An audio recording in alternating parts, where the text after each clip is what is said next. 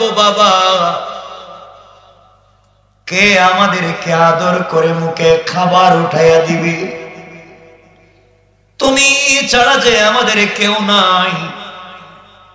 জিহাদে শহীদ হয়ে গেলে আমরা তো এতিম হয়ে যাব। জাফর পিছন দিকে তাকালেন না, সামনের দিকে হাঁটতেছেন আর জবাব দিয়ে বলতেছেন, বাচ্চারা কাঁদিস না। আমার মুসলমান বন্ধুগণ, গভীর মনোযোগ। বিশ্ব নবী সাল্লাল্লাহু আলাইহি ওয়াসাল্লাম দুনিয়ার জমিনে জিন্দা। একদিন বসে আছে, হঠাৎ করে নবীজি বললেন, আজকে তোমাদেরকে মসজিদে নামাজের পরে কিছু কথা বলবো। সকল সাহাবীরা মসজিদের ভিতরে বসা। বিশ্ব নবী ডেকে বললেন, রোমান সৈন্যরা আমাদের বিরুদ্ধে যুদ্ধ করতে চায়, এই জমিন থেকে দ্বীনকে মুছে দিতে চায়। এই জমিনে আল্লাহর দ্বীন চলুক, তাকবীর চলুক, আযান থাকবে, মসজিদ থাকবে, ওরা চায় না।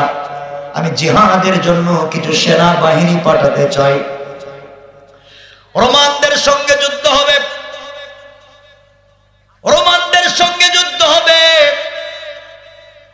মুতার প্রান্তরে যুদ্ধ হবে। আমি কিছু সেনা বাহিনী পাঠাতে চাই। রাসূল পাক সাল্লাল্লাহু আলাইহি ওয়াসাল্লাম বললেন, রোমান সৈন্যরা আসতেছে যুদ্ধ করার জন্য। ওদের ভিতরে অস্ত্র শস্ত্র নিয়ে সশস্ত্র সেনাবাহিনী আছে 1 লক্ষ। কত লক্ষ?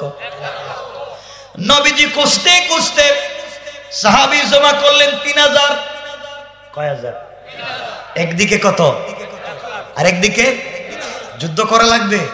1 লক্ষ যদি হেঁটে যায় তাহলে 3000 তো পায়ের নিচে পিষ্ট হয়েই মরে যাবে। কথা বলেন না কেন? ওদের হাতে অস্ত্র আর মুসলমানদের হাতে কিছু নাই। কিন্তু নবীজি বলেছেন, কিছু না থাকলে কি হবে? তোমাদের বুকে আছে আল কোরআন। আল্লাহু আকবার।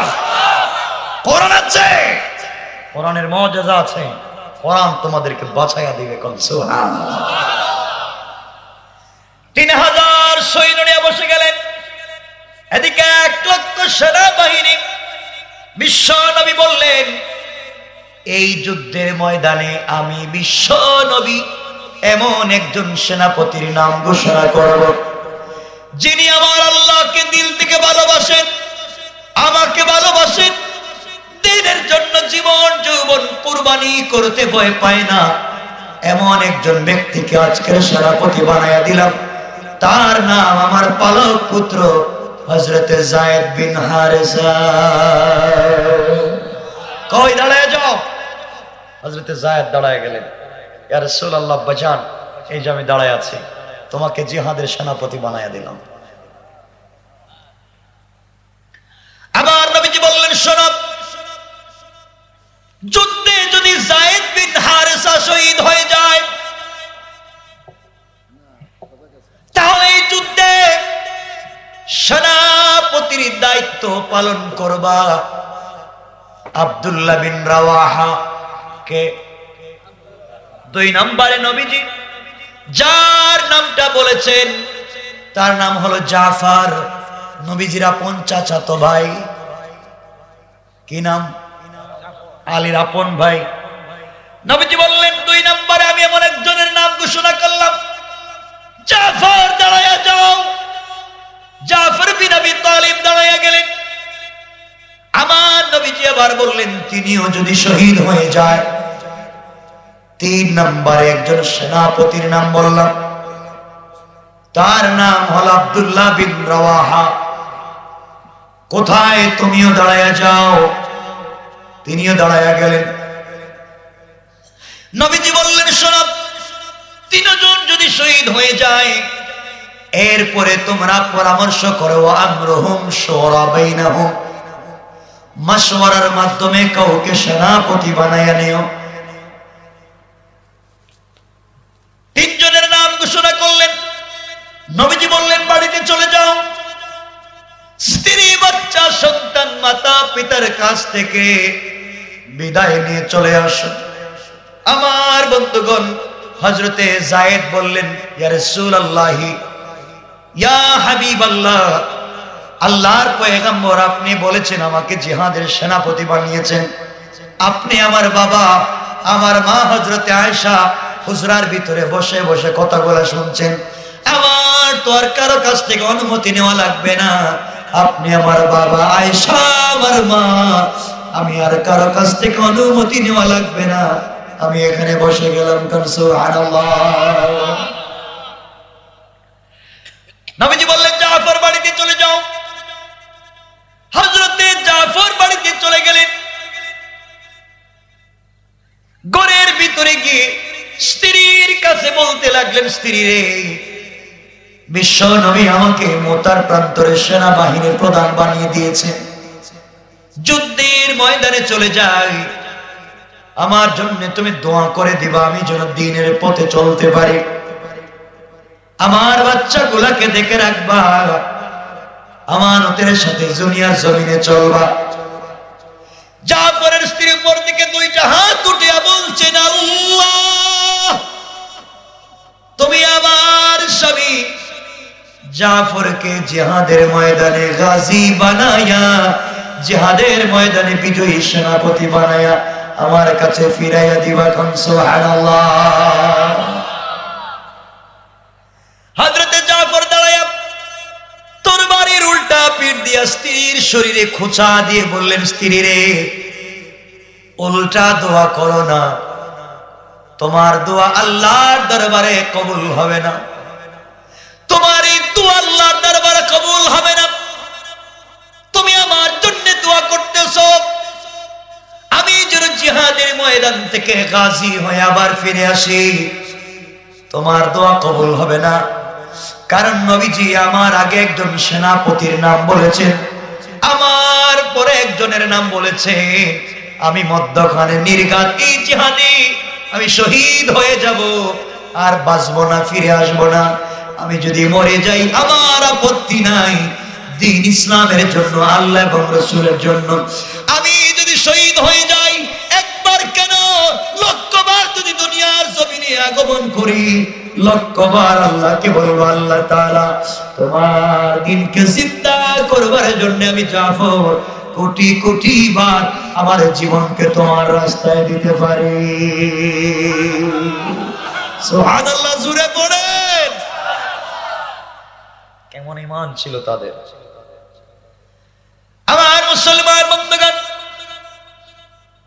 হযরতে জাফর বিদায় নিয়ে ঘর থেকে বের হয়েছেন। এমন সময় বাচ্চাগুলা বাবার পিছনে আব্বা আব্বা বলে চিৎকার করে কাঁদতেছে। বাচ্চাগুলা ডাক দিয়া বলতেছে, আব্বা, তুমি যদি না থাকো, গভীর রাত্রে আমরা কার গলা জড়াইয়া ঘুমাবো বাবা? কে আমাদেরকে আদর করে মুখে খাবার উঠাইয়া দিবে? তুমি ছাড়া যে আমাদের কেউ নাই। জিহাদে শহীদ হয়ে গেলে আমরা তো এতিম হয়ে যাব। জাফর পিছন দিকে তাকালেন না, সামনের দিকে হাঁটতেছেন আর জবাব দিয়ে বলতেছেন, বাচ্চারা কাঁদিস না, আমি যদি শহীদ হয়ে যাই তোমাদেরকে আল্লাহর হাওয়ালা করে দিলাম, আল্লাহর কাছে তোমাদেরকে আমানত রেখে দিলাম। কিয়ামতের দিনে যদি দুনিয়ার জমিনে ভালো পথে চলো, আমি যেই পথে শহীদ হয়ে যাই, যে ইসলামের জন্য জীবন দিতে চলে যাই, তোমরা যদি এই পথে থাকতে পারো রে বাবা, কিয়ামতের দিনে আল্লাহ রাব্বুল ইজ্জত ওয়াল জালাল তোমাদের সঙ্গে আমি বাবার পরিচয় করাইয়া দিবে। পিছন দিকে তাকাচ্ছেন, জিহাদে চলে যাচ্ছেন, কষ্ট পাচ্ছেন আমার কথা? দিন প্রচারের গল্প শোনো, এমনি আসে নাই দিন। আজকে তো শুধু খানকার অভাব নয়, খানকায় তার তাসবিহ আছে, খানকায় জায়নামাজ আছে, রাসূলের তাসবিহ ছিল, রাসূলের জায়নামাজ ছিল, কিন্তু রাসূলের সাথে তরবারিও ছিল। কথা বলেন না কেন? যেই নবীজি কালানসোয়া কাপড়ের টুকরাও মাথায় দিয়েছেন, এই নবীজি মাঝে মধ্যে লোহার টুপিও পরেছেন। কথা বলেন না কেন? যেই নবীজি কাপড়ের পোশাক, এই সুতার পোশাক বডিতে পড়েছেন, এই নবীজি লোহার পোশাক পরে জিহাদে গিয়েছেন। কথা বলেন জান নাই? আপনি তো জান না। আমার বন্ধুগণ গভীর মনোযোগ। জাফরের স্ত্রী কাটা কবুতরের মতো মাটির মধ্যে সেজদায় গড়াগড়ি করে কান্না করে। হযরতে জাফর পিছন দিকে তাকায় না, বিশ্বনবীর দরবারে হাজির হয়ে গেলেন। এদিকে আব্দুল্লাহ বিন রাওয়াহা বাসায় চলে গেলেন। তিনি শুধুমাত্র কেবলমাত্র আজকে বিয়ে করেছেন, আজকে রাত্র তার ফুলসজ্জার রাত্র। ইসলামের জন্য তাদের কেমন ত্যাগ! আল্লাহ যে বলেছেন তোমাদেরকে আমি পরীক্ষা করব, ওয়ালানাবলুওয়ান্নাকুম বিশাইইম মিনাল খাউফি ওয়াল জু'i ওয়া নাকসিম মিনাল আমওয়ালি ওয়াল আনফুসি ওয়াস সামারাত। আল্লাহ পরীক্ষা শুরু করে দিয়েছে। হযরত আব্দুল্লাহ বিন রাওয়াহা ঘরের কাছে চলে গেলেন। শুধুমাত্র আজকে বিয়ে করেছেন, আজকে রাত্র ফুলসজ্জার রাত্র। স্ত্রী অর্নামেন্টস জুয়েলারি পরে সুন্দর করে সেজে গুজে নতুন বধূর মতো সেজে ঘরের কর্নারে বসে বসে গুনগুন গুনগুন করে কোরআন তিলাওয়াত করে। স্ত্রী কোরআন তিলাওয়াত করে যায়। আব্দুল্লাহ বিন রাওয়াহা ঘরের দরজার সামনে দাঁড়ালেন। চিন্তা করেন, ঘরের ভিতরে প্রবেশ করলেন না, ঘরের দরজায় দাঁড়াইয়া স্ত্রীকে সালাম দিলেন। সালাম দিয়া বললেন, আদরের স্ত্রী রে, তুমি কিছুক্ষণের জন্য কোরআন তিলাওয়াতটা থামাও, আমি তোমার সঙ্গে 1-2 মিনিট কথা বলতে চাই। স্ত্রী বলছেন, স্বামী ঘরে আসে। ঘরে আসতে আপনার বাধা কোথায়? দাঁড়াইয়া দাঁড়াইয়া আপনি কথা বলবেন কেন? ঘরে আসে। আব্দুল্লাহ বিন রাওয়াহা বলেন, স্ত্রী ঘরে আসার সময় নাই। আল্লাহর নবী, বিশ্ব নবী আমাকে রোমানদের বিরুদ্ধে জিহাদের ময়দানে সেনা প্রধান বানিয়ে পাঠিয়েছেন। আমি 3 নম্বর সেনাপতি। আমার আগে আরো 2 জনের নাম বলেছেন। নবীজি বলেছেন, আমি যদি শহীদ হয়ে যাই, পরামর্শ করে ওরা যেন 3 নম্বর কাউকে বানায় আনে, আমি জিহাদের ময়দানে চলে যাই। আজকে শুধুমাত্র কেবলমাত্র বিয়ে হয়েছে, স্ত্রী রে তোমার কোনো হক আমি আদায় করতে পারলাম না, আমাকে তুমি মাফ করে দিও। কোন হক তোমার আদায় করতে পারলাম না, আমি যদি মরে যাই, শহীদ হয়ে যাই, তুমি আমাকে ক্ষমা করে দিবা। আর যদি বেঁচে থাকি, তোমার সঙ্গে আমার আবার দেখা হবে। কেমন স্ত্রী জবাব দিচ্ছেন স্বামীরে, আল্লাহর পয়গম্বর আপনাকে জিহাদের ময়দানে সেনাপ্রধান বানিয়ে পাঠিয়েছেন, আমি আপনাকে বাধা দিতে পারবো না, আমি আপনাকে আটকাতে পারবো না, আটকাবার কথা আপনাকে বলবো না। আপনি শুধুমাত্র কেবলমাত্র কয়েকটা মিনিটের জন্য ঘরের ভিতরে আসেন। আমি মদিনার এক সুন্দরী নারী, আপনি আমাকে দেখলেন না, আর আপনি অত সুন্দর এক যুবক, আপনাকেও আমি ঠিক মতো এখন পর্যন্ত দেখি নাই। আপনি আসেন না, ঘরের ভিতরে আসেন। জিহাদের ময়দানে চলে যাবেন, আজকে আমার বিয়ে হয়েছে, আপত্তি নাই স্বামী, আপনি জিহাদে চলে যান, বিশ্ব নবী আপনাকে পাঠাচ্ছেন, আপত্তি নাই, কিন্তু আপনি একটা বার ঘরের ভিতরে আসেন। 2টা নয়ন ভরে 2টা নজর দিয়ে আপনাকে প্রাণ ভরে দুনিয়ার জমিনে দেখে রাখতে চাই। কিয়ামতের দিনে কোটি কোটি যুবকের সামনে আমি যেন আমার স্বামীকে খুঁজে পেয়ে যাই। আল্লাহু আকবার। কেমন স্বামী, কেমন স্ত্রী। স্বামীরে তোমাকে শুধুমাত্র দেখে রাখতে চাই, কিয়ামতের দিনে কোটি কোটি যুবকের সামনে আমি যেন আমার স্বামীকে চিনতে পারি।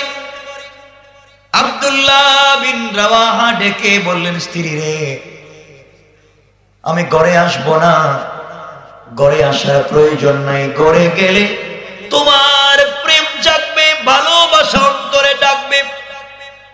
আমি ঘরের ভিতরে ঢুকলে তোমার প্রতি যদি দুর্বল হয়ে যায়, বিশ্ব নবীর ডাকে যেতে পারবো না, এই জন্য যাইব না।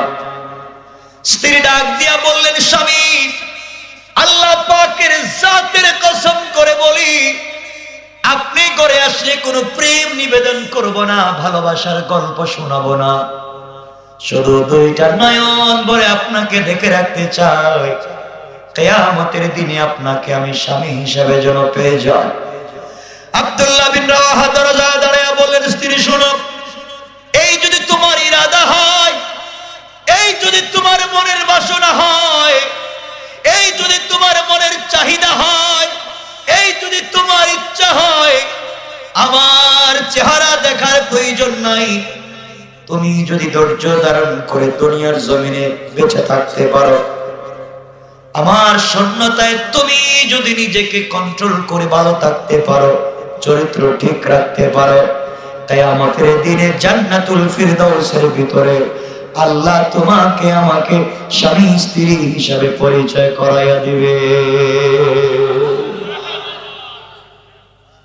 চিন্তা করতেছেন তাদের জীবনটা কেমন ছিল, আর তোমার আমার জিন্দগিটা কেমন হয়ে গেল।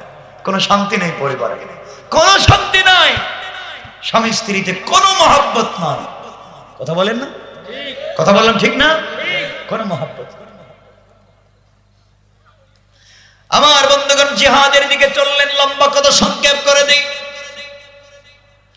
1 লক্ষ রোমানদের সামনে 3000 মুসলিম বাহিনী যুদ্ধে জড়িয়ে পড়লেন। সেনাপতি যায়েদ বিন হারেসারা এক হাতে ইসলামের তরবারি আর এক হাতে ইসলামের পতাকা, জিহাদ করতে লাগলেন, জিহাদ করতে লাগলেন। কিছুক্ষণ জিহাদ করতে করতে, কাফেরদের মোকাবেলা করতে করতে, আর কবিতা বৃত্তি করতেছেন, কবিতা বলতেছেন, আল্লাহ তোমার দিন জিন্দা করবার জন্য জিহাদে চলে এসেছি। নবীজি সেনাপতির দায়িত্ব দিয়েছেন, না জানি আমি হক আদায় করতে পারবো কিনা। আয় আল্লাহ তাআলা, আমি তো আমার নাক থেকে জান্নাতের সুঘ্রাণ পাচ্ছি, আমি যদি এই মুহূর্তে শহীদ হয়ে যাই, আমার পক্ষ থেকে আমার সালাম আমার বাবার কাছে পাঠাইয়া দিও। বিশ্ব নবীর দরবারে আমার সালাম তুমি পাঠাইয়া দিবা।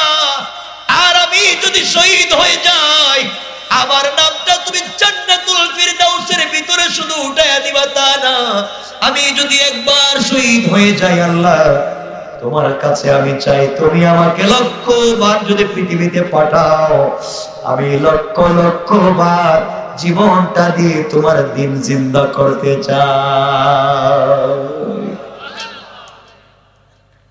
হযরত যায়েদ দীর্ঘক্ষণ যুদ্ধ করতে করতে শহীদ হয়ে গেলেন। হযরত জাফর দাঁড়িয়েছিলেন, তিনি দৌড়াতে লাগলেন। দৌড়াতে দৌড়াতে কাছে চলে গেলেন, ইসলামের পতাকাকে আঁকড়ে ধরলেন। জিহাদ শুরু হয়ে গেল। সংক্ষেপ কথা, যুদ্ধ চলতে লাগলো।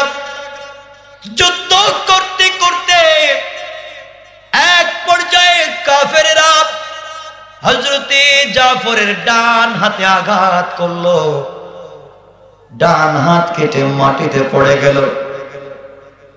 তিনি ইসলামের পতাকাকে বাম হাতে আঁকড়ে ধরলেন। কাফেররা বাম হাতে আঘাত করলো, বাম হাত কেটে গিয়েছে। হযরতে জাফর চিন্তা করলেন, যে পতাকা বিশ্বনবী হাতে উঠে দিয়েছে, এটা মাটিতে পড়ে যাবে, আমি বরদাস্ত করতে পারি না। ইসলামের পতাকা মাটিতে ধুলে মলিন হয়ে যাক, মানতে পারবো না। আমার দুইটা হাত কাটা গিয়েছে তো কি হয়েছে? দুইটা হাতের বাহু দিয়া শক্ত করে ইসলামের পতাকা আঁকড়ে ধরলেন। হঠাৎ করে কাফের বেঈমানেরা দূর থেকে এসে খঞ্জর দিয়ে আঘাত করে হযরতে জাফরের শরীর থেকে মাথাটাকে আলাদা করে দিয়েছে। জাফরের হাত, ডান হাত কাটা, বাম হাত কাটা, মাথা কাটা, শরীর কাটা, দুইটা পা কাটা, বডির মধ্যে কমপক্ষে 100টা তীরের জখম আর আঘাত রয়েছে। এমন অবস্থায় আব্দুল্লাহ বিন রাওয়াহা রাদিয়াল্লাহু তাআলা আনহু তিনি বলেন, আব্দুল্লাহ বলেন, আমি চিন্তায় পড়ে গেলাম। হঠাৎ করে দেখি ইসলামের পতাকা পতপত করে উঠতেছে। হঠাৎ করে চিন্তা করলাম জাফর মনে হয় শহীদ হয়ে গেছেন। দুইজন মিলে দৌড়াতে লাগলেন। হযরত আবু উবাইদা ইবনুল জাররাহ আর আব্দুল্লাহ বিন রাওয়াহা দুইজন জিহাদের ময়দানে দৌড়ায় ইসলামের পতাকা আঁকড়ে ধরার জন্য। কিন্তু তারা গিয়ে দূর থেকে দেখে হযরতে জাফরের হাত কাটা, জাফরের ডান হাত কাটা, জাফরের বাম হাত কাটা, জাফরের দুইটা পা কাটা, জাফরের শরীর থেকে মাথাটা আলাদা হয়। যুদ্ধের ময়দানের কর্নারে মাথাটা পড়ে, ওই জায়গায় পড়ে গিয়ে দাঁত দিয়ে কামড়ায়া ইসলামের পতাকা উঠাইয়া রেখেছে। আল্লাহু আকবার!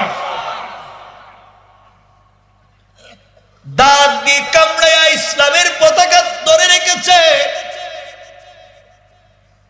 আব্দুল্লাহ বিন রাওয়াহা, আবু উবাইদা ইবনুল জাররাহ বলেন, আমরা জাফরের হাত, পা, নাক, মাথা সব একত্রিত করলাম।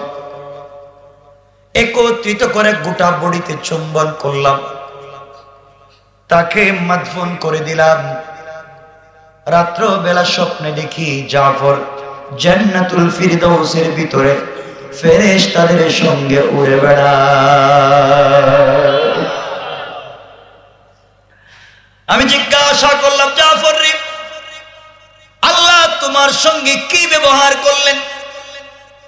জাফর ডেকে ডেকে বললেন, ভাই, আল্লাহ বলেছেন আমার শাহাদাতে তিনি খুশি হয়ে গেছে। আমাকে বলেছেন তুমি কি চাইবা, আর কিছু চাইলে আমি তোমাকে দিতে পারি। আমি বলেছি আল্লাহ তাআলা তোমার কাছে কিছু চাই না, একটা জিনিস চাই, তুমি আমাকে আবার পৃথিবীতে পাঠাইয়া দাও। আবার কাফেরদের মোকাবেলা করে বডিটাকে ক্ষত বিক্ষত করে তোমার কাছে যদি আসতে পারি, তুমি আমাকে এখনকার চাইতে আরো বেশি ভালোবাসা দিবা। আল্লাহু আকবার বলে। কেমন ছিল তাদের দিন, কেমন ছিল তাদের ইসলাম, কেমন ছিল দিন প্রতিষ্ঠান আন্দোলন করা। আর আজকে আমরা কোথায়? এই জন্য আল্লাহ রাব্বুল ইজ্জত ওয়াল জালাল আমার তেলাওয়াতকৃত আলোচ্য আয়াতগুলোর ভিতরে আল্লাহ রাব্বুল ইজ্জত ওয়াল জালাল যে কথাগুলা বারবার বোঝাতে চাইলেন। আল্লাহ বলছেন, এত সহজ করে তোমাদেরকে আমি জান্নাত দিয়ে দিব তা না, এত সহজ করে তোমরা জান্নাতে যেতে পারবা না। জান্নাতে যদি তোমাদেরকে যেতে হয়, অবশ্যই তোমাদেরকে অনেকগুলা পরীক্ষা উত্তীর্ণ হওয়া লাগবে। পরীক্ষায় যদি উত্তীর্ণ হতে পারো, জিহাদ করতে পারো, জিহাদের ময়দানে আসতে পারো, তাহলে তোমরা দুনিয়ার জমিনে সফল কাম হতে পারবে। এই জন্য আল্লাহ বলেছেন, পয়গম্বরে আরবি আপনি পাবলিকের কাছে কোরআনটা পৌঁছে দেন। ওরা যদি কোরআনটাকে বুঝে আর কোরআন আঁকড়ে ধরে, দুনিয়ার কোন শক্তি, দুনিয়ার কোন বাধা, আরসালনা ফীকুম রাসূলান মিনকুম ইয়াতলু আলাইকুম আয়াতিনা ওয়া ইউযাক্কিকুম ওয়া ইউআল্লিমুকুমুল কিতাবা ওয়াল হিকমা ওয়া ইউআল্লিমুকুম মা লাম তাকুনু তা'লামুন।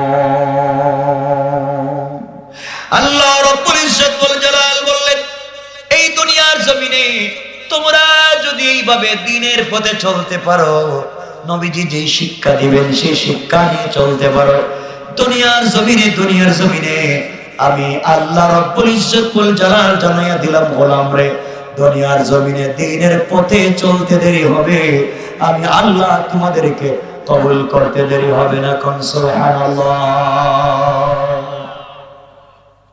কষ্ট হচ্ছে আপনাদের? বেশি লম্বা করবো না, কারণ 11:15 হয়েছে, কয়েক মিনিট কথা বলবো। আমার মুসলমান বন্ধুগণ, গভীর মনোযোগ। এই জন্য দ্বীনের পথে তোমাকে আমাকে চলা লাগবে, দ্বীনের পথে তোমাকে আমাকে আন্দোলন করা লাগবে। আপনি তো নিজেকে মুসলমান দাবি করেন, লজ্জা হয় না আপনার? এখনো আপনি নামাজের সময় নামাজ পড়েন না, এখনো আপনি সুদের ব্যবসা করেন, এখনো আপনি ঘুষ খান, এখনো আপনি মিথ্যা কথা বলেন, এখনো আমানতের খেয়ানত করেন, এখনো আরেকজনের জমি দখল করেন, এখনো মসজিদের কেসের টাকা মেরে খান, এখনো মাদ্রাসার কেসের টাকা মেরে খান, এখনো বিধবার ভাতার টাকা মেরে খান, এখনো বৃদ্ধ লোকের ভাতার টাকা আপনি মেরে খান, এখনো কালবানের টাকা আপনি চুরি করেন, এখনো রাষ্ট্রের জিনিস আপনি আত্মসাৎ করেন। এতগুলো অন্যায় করবার পরে আপনি নিজেকে মুসলমান দাবি করেন। আল্লাহ বলছেন তুমি মুসলমান না, জবানে মুসলমান, বাস্তবে মুনাফিক। ঠিক কিনা জোরে বলেন? এই জন্য আমার মুসলমান বন্ধুগণ, আপনি আমি এত অন্যায় করবার পরে নিজেকে মুসলমান দাবি করি, আর হযরতে হানজালা রাদিয়াল্লাহু তাআলা আনহু রাস্তা দিয়ে হেঁটে যায়, জলিলুল কদর সাহাবী, তিনি বলেন না ফাকা হানজালা, হানজালা মুনাফিক হয়ে গেছে। রাস্তায় গিয়ে হযরতে আবু বকরের সঙ্গে দেখা। আবু বকর যখন রাস্তা দিয়ে হেঁটে যায়, হানজালা ডেকে বলছেন আবু বকর না ফাকা হানজালা, হানজালা তো মুনাফিক হয়ে গেছে। আবু বকর বললেন কেমনে মুনাফিক? হানজালা ডাক দিয়ে বলছেন ভাই আবু বকর, আমি যখন বিশ্ব নবীর সামনে যাই, নবীজি যখন ওয়াজ করেন, জান্নাতের কথা বলেন, দুনিয়া ভুলে যাই, মনে হয় জান্নাত কাছাকাছি, মরলেই জান্নাত, আশা ছাড়তে পারি না। জাহান্নামের যখন কথা বলেন, মনের ভিতরে ভয় ঢুকে যায়, জাহান্নাম তো বড় ভয়ঙ্কর। নবীজি যখন স্পিরিটের কথা বলেন, তখন জিহাদ করতে মন চায়, ইসলামের জন্য কলিজা পড়ে যায়। কিন্তু আমি হানজালা যখন বাড়িতে চলে যাই, স্ত্রীর কাছে যাই, সন্তানের কাছে পৌঁছে যাই, আমার এই অবস্থা আর থাকে না, আমার মনের ভিতরে আগ্রহ থাকে না, আগ্রহটা মরে যায়। এই জন্য তো নবীজির সামনে আসলে এক অবস্থা, সন্তানদের কাছে গেলে আরেক অবস্থা। এজন্য বলছি মুনাফিক। আবু বকর বললেন আমারও তো একই অবস্থা। বিশ্ব নবীর সামনে আসলে, ইসলামের কথাগুলো শুনলে 24টা ঘন্টা ওখানে পড়ে থাকতে মন চায়, কিন্তু সন্তান, স্ত্রী, পুত্র, বাচ্চাদের কাছে গেলে দুনিয়ার কথাগুলো মাথায় ঢুকে যায়। তাহলে তো আমিও তো মুনাফিক হয়ে গেলাম। চিন্তা করেন, তারা নবীদের ওয়াজ শুনেন, ওয়াজে আবেগ আসে, বাড়িতে চলে গেলে বাচ্চাদের ভালোবাসার কথা মনে পড়ে, স্ত্রীর মহব্বতের কথা মনে পড়ে, এই জিনিসটাকে তারা মুনাফিকি ধরেন। আর আমরা আজকে এখানে একটা কথা বলি, ওখানে একটা কথা বলি, ওর সঙ্গে কথা লাগাই, ওর সঙ্গে কথা লাগাই, দিনে একজনের সঙ্গে চলি, রাত্রে তার বিরুদ্ধে মুনাফিকি করে আছে না নাই? এতগুলো অন্যায় করবার পরে আমরা নিজেকে ভালো মানুষ দাবি করি। দুইজন মিলে বিশ্বনবীর সামনে হাজির হয়ে গেলেন, ডাক দিয়া বললেন ইয়া রাসূলুল্লাহ, আপনার সামনে যখন আসি তখন তো এক অবস্থা হয়, আপনার সামন থেকে চলে গেলে আরেক অবস্থা হয়ে যায়, মনের ভিতরে এত কথাগুলো থাকে না। নবীজি বললেন এটা হবেই, মানুষ হলে মানুষ সুলভ স্বভাব থাকবে, তোমাদের অন্তরে 24টা ঘন্টা যদি শুধু জান্নাত আর জাহান্নাম থাকে, দুনিয়া যদি ভুলে যাও, বউ বাচ্চা, স্ত্রী, সন্তানের কথা যদি ভুলে যাও, তাহলে তো ফেরেশতারা রাস্তায় দাঁড়ায়া তোমাদের সঙ্গে মুসাফাহা শুরু করে দিবে। আল্লাহু আকবার। এটা করা যাবে না। পরিবারে গেলে দুনিয়ার কথা মনে পড়বে, তাই বলে দুনিয়া ডুবে থাকলে চলবে না। এই দুনিয়া নিয়েই দিনের পথে চলা লাগবে, ঠিক কিনা বলেন? দুনিয়া নিয়েই দিনের পথে চলা লাগবে। আজকে অনেকের টাকা পয়সা আছে, ইসলামের রাস্তা দান করতে চায় না। কথা বলেন না কেন? আছে না নাই? অনেকের টাকা পয়সা আছে, ইসলামের রাস্তা দান করতে চায় না। জীবন তো দেওয়া দূরের কথা। আর সাহাবায়ে কেরাম তো এমন ছিলেন, রাসূল পাকের নাম শুনলে তারা কলিজা পর্যন্ত দিয়ে দিতেন, ঠিক কিনা জোরে বলেন? আপনি কিসের মুসলমান? আমার বন্ধুগণ, হানজালার কথা যখন আসলে শুনেন, এই হানজালা রাদিয়াল্লাহু তাআলা আনহু নবীজির একজন পাক্কা জালিলুল কদর সাহাবী। স্ত্রীর সঙ্গে গভীর রাত্রে শুয়ে আছেন, আনন্দ করলেন, মেলামেশা করলেন। এমন সময় গভীর রাত্রে হানজালা শুনেন কে ঘোষণা করল, উহুদের ময়দানে বিশ্বনবী ইন্তেকাল করেছেন। নাউজুবিল্লাহ বলেন। কাদ কুতিলা মুহাম্মদ, বিশ্ব নবীকে শহীদ করে দেওয়া হয়েছে। এই কথা যখন হানজালার কানে আসছে, স্ত্রীর সঙ্গে মেলামেশারত ছিলেন, উঠে গেলেন, তরবারি হাতে নিলেন, দৌড় দিচ্ছেন জিহাদের দিকে, দরজা খুলে দৌড়াচ্ছেন। স্ত্রী ডাক দিয়ে বলতে, স্বামীরে আপনার উপরে গোসল ফরজ, আপনি গোসল করেন, এরপরে জিহাদে দৌড়ান। হানজালা ডাক দিয়ে বলছে, প্রাণের স্ত্রী জামেলা, শোনো, গোসল কার জন্য করব? জীবনে কার জন্য বেঁচে থাকবো রে? যে বিশ্ব নবী ইন্তেকাল করেছেন, সংবাদ এসেছে, আমার গোসল করার, বাড়িতে সময় দেওয়ার টাইম নাই। এই মুহূর্তে নবীজির আগে আমি তো শহীদ হয়ে যাওয়ার কথা। আল্লাহু আকবার। তারা বিশ্ব নবীকে কেমন ভালোবাসেন। আর জিহাদের ময়দানে 7 জন মুজাহিদ মুসলিম, কারো হাত নাই, কারো পা নাই, কারো গলা কাটা, কারো ভর বের হয়ে গেছে, কারো কলিজা বের হয়ে গেছে, এইভাবে রাস্তায় পড়ে আছেন। একজন পানি এক গ্লাস নিয়ে যাচ্ছে, সবাই বলতেছেন পানি, ইন্তেকাল করব এখন, এক গ্লাস পানি দাও। এক গ্লাস পানি নিয়ে একজন মুসলিম মুজাহিদ জিহাদের ময়দানে ঘুরতেছেন, একজনের কাছে গেছে, গিয়ে দেখেন এই ভাইয়ের হাত নাই, পা নাই, গলাটাও কাটা, চোখ খোলা, পানির জন্য হাহাকার করছে, এক গ্লাস পানি দাও। হঠাৎ করে জিহাদের অন্য কর্নার থেকে আওয়াজ আসছে, পানি দাও। এই সাহাবী ডাক দিয়া বলছেন গুনগুন আওয়াজ করে, বাইরে আমার হাত নাই, পা নাই, আমার চোখও নাই, কলিজা বের হয়ে যায় পানির জন্যে। কিন্তু আরেকজন ভাই বলেছে পানি, ওর মনে হয় বেশি প্রয়োজন, তার কাছে নিয়ে যাও। জিহাদের ময়দানে মুসলমানদের মধ্যে কেমন সম্পর্ক ছিল, আজকে বাস্তব লাইফে আমাদেরই সম্পর্ক নয়।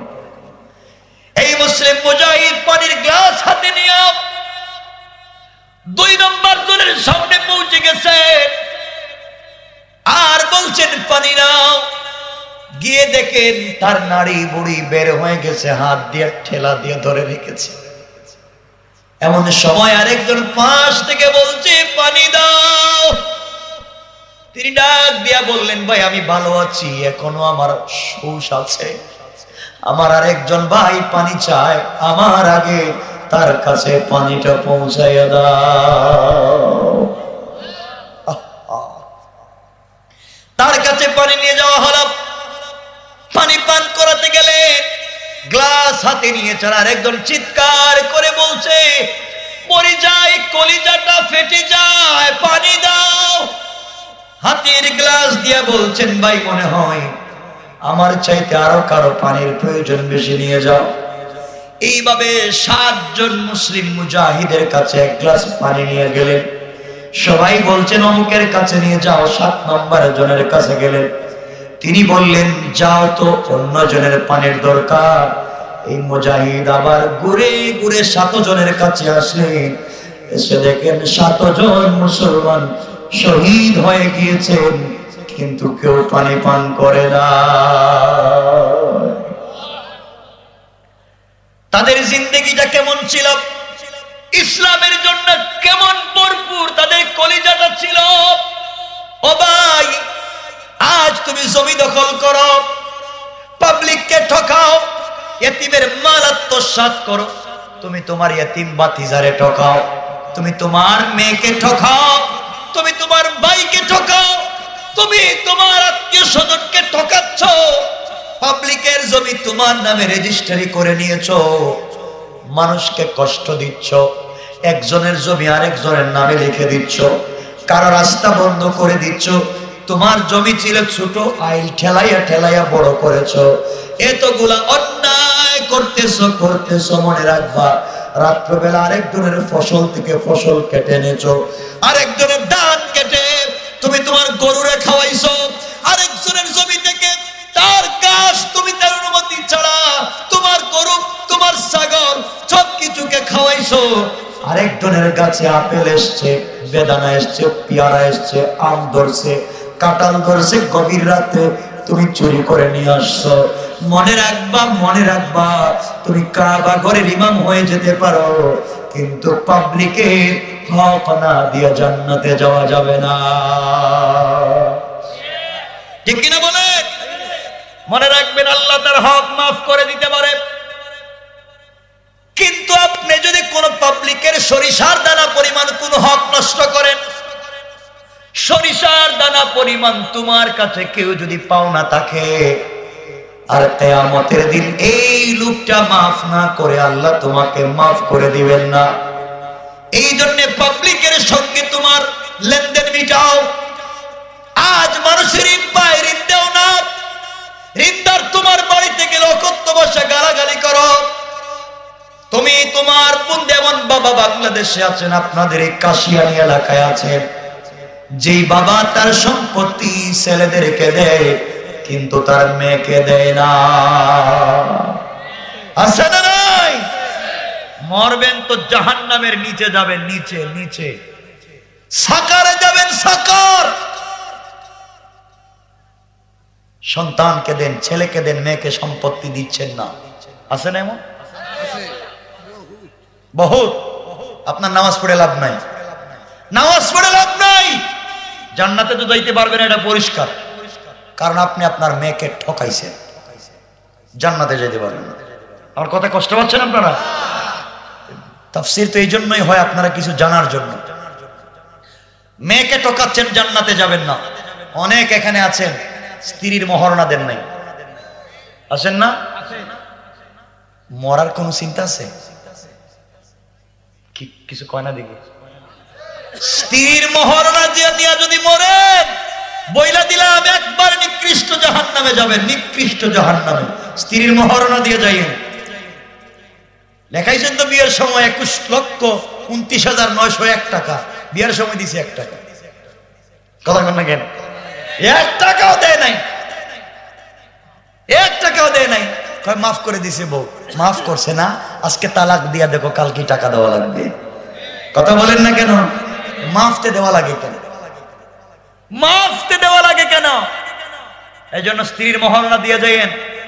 বললাম যে এমন কথা না, মনে রাখবেন, স্ত্রীর মহরণা দিয়া কবরে যাইয়েন।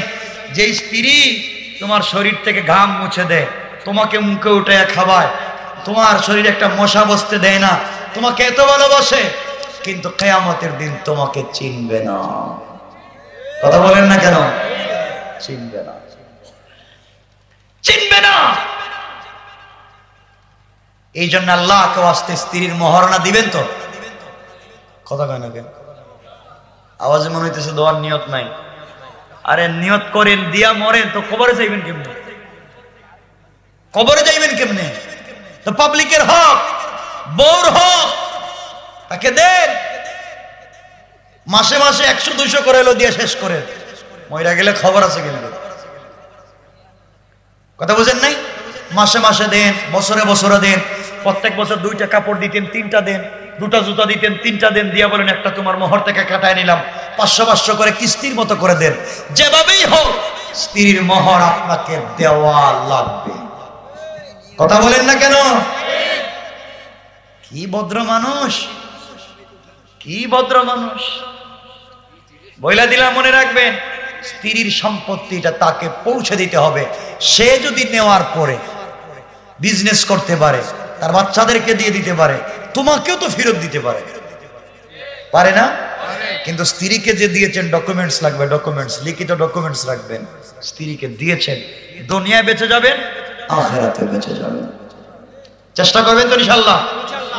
সবাই আওয়াজ করে বলেন সবাই বলেন না, একটু হাত উঠাইয়া বলেন। আল্লাহ যেন কবুল করে, আমিন। সবাই দেন না ভাই? একটা কথা বলে দিলাম, মরলে খবর আছে।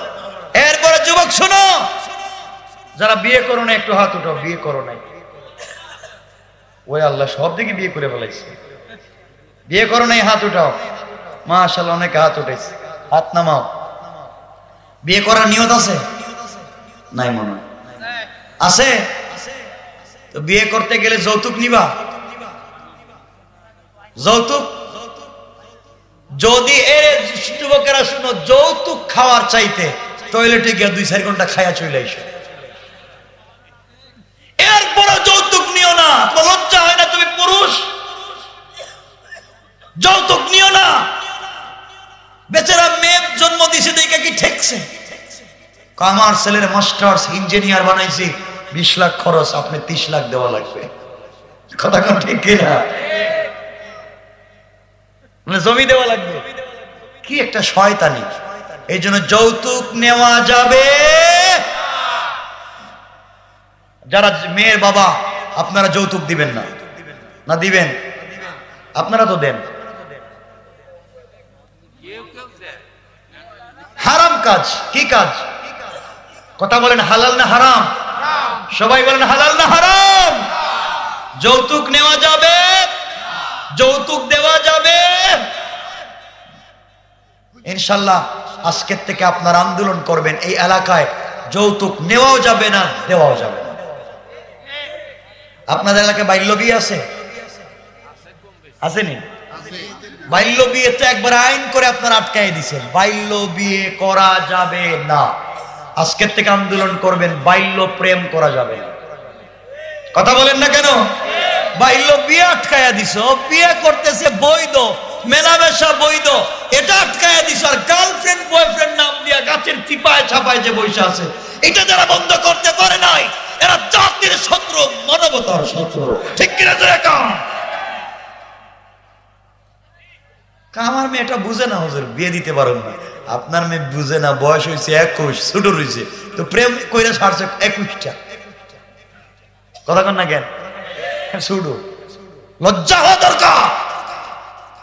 তোমার মেয়ের অবৈধ সম্পর্ককে তুমি সাপোর্ট করো, বিয়ের বেলায় সাপোর্ট করো না, জাহান্নামে যাওয়া লাগবে। তোমার মেয়ে যদি বিয়ের আগে কারোর সাথে মেলামেশা করে, তুমি জাহান্নামে যাইবা, বাপ হিসাবে জাহান্নামে যাইবা। কারণ একজন মহিলা যদি মেয়ে জাহান্নামে যায়, বাবাকে নিয়ে যাবে, ভাইকে নিয়ে যাবে, স্বামীকে নিয়ে যাবে, সন্তানকে নিয়ে যাবে। কথা বুঝছেন? একজন মহিলা যদি জাহান্নামে যায়, বাবাকে নিবে, ভাইকে নিবে, স্বামীকে নিবে, সন্তানকে নিবে। কেন তুমি তাকে দিনটা বুঝাইয়া দাও না? তা সহজ জান্নাত, এত সহজ। কথাগুলো কেমন বুঝতেছেন? এই জন্য মেয়েদেরকে পর্দায় রাখবেন। আপনার মেয়ে কোথায় যায় খবর রাখবেন। আপনার ছেলে কার সাথে মেলামেশা করে খবর রাখবেন। আপনার ছেলেকে কলেজে ইউনিভার্সিটিতে পড়াচ্ছেন, মেয়ে কলেজ ইউনিভার্সিটিতে পড়তেছে, কোচিং এর নাম করে কোথায় যায় খবর নিবেন। কথা বলেন না কেন? না পারবেন না? পারবেন। আমার মুসলমান বন্ধুগণ, গভীর মনোযোগ বলতেছিলাম, এই হানজালা জিহাদের ময়দানে দৌড়ায়, জিহাদ করতে করতে উহুদের ময়দানে শহীদ হয়ে গিয়েছে। আমার বন্ধুগণ, শহীদ হয়ে যাওয়ার পরে বিশ্বনবী তো জানেন না, নবীজি বসে আছেন হযরতে জামিলা।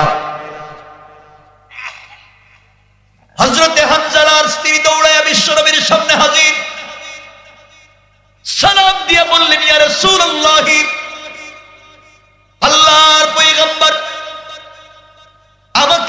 চিনবেন না, আমি জামেলা, আপনার প্রিয় সাহাবী হযরতে হানজালার স্ত্রী। তুমি কেন এখানে এসেছো? আল্লাহর পয়গম্বর গতকালকে রাত্রে হানজালা দৌড়াইয়া জিহাদের ময়দানে চলে এসেছে, সকাল বেলা চলে এসেছে। রাত্র মেলামেশা করেছিলাম, হানজালা না জানি শহীদ হয়ে গেছে। শহীদ যদি হয়ে যায়, বেঁচে যদি থাকে, অবশ্যই তো তাকে গোসল করাতে হবে। আর যদি শহীদ হয়ে যায়, আমি জানি আপনি শহীদদেরকে গোসল করান না, ওই কাপড়েই তাকে দাফন করে দেন। কিয়ামতের দিনে যেন রক্ত মাখা জামা নিয়ে দাঁড়ায়া যায়। আমার স্বামী হানজালা নাপাক, তার উপরে গোসল ফরজ হয়ে আছে, অবশ্যই তাকে গোসল দিবেন। বিশ্ব নবী বললেন, সাহাবীরা আমার হানজালাকে খোঁজো, উহুদের মাটি খুঁজতে লাগলেন। জীবিত মানুষের মধ্যে হানজালা নাই। নবীজি বললেন, যারা শহীদ হয়েছেন তাদের মধ্যে খোঁজো, শহীদদের মধ্যেও হানজালা নাই। এবার নবীজি আশ্চর্য হয়ে গেলেন, কি ব্যাপার, হানজালা কোথায় গেল? হানজালা কোথায়? আল্লাহ জিবরিল আমিনকে পাঠিয়ে দিলেন, চারে জিবরাইল আমার বন্ধুকে জানাইয়া দে হানজালাকে খুঁজতেছে, হানজালার গোসল ফরজ। হানজালা জিহাদের ময়দানে নবীর প্রেমে আর আমি আল্লাহকে ভালোবেসে ফরজ গোসলের কথা বলে গিয়া যে জিহাদে ঝাঁপায়া পড়লো। আমি আল্লাহকে চিনতে ভুল করে নাই, আমার বন্ধুকে চিনতে ভুল করে নাই। মৃত্যুর পরে আমি আল্লাহ তাকে ভুলে যায় নাই।